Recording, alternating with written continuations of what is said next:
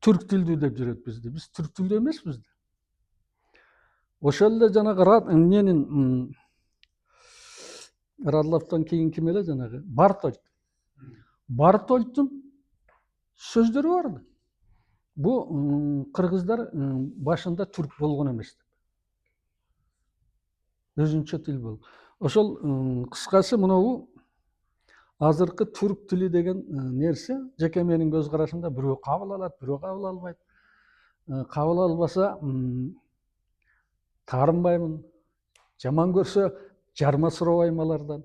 Менин көз карашым. Бирок улам барган сайын ушул нерсе такталып атат да. Ушу биздин тил экенин баары акырындап моюндап атат.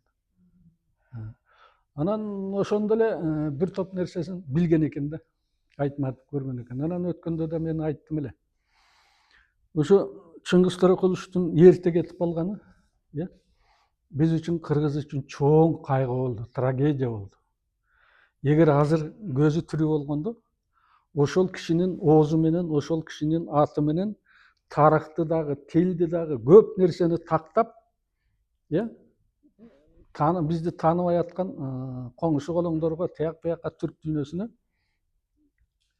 далилдеп берет элек деп. Эми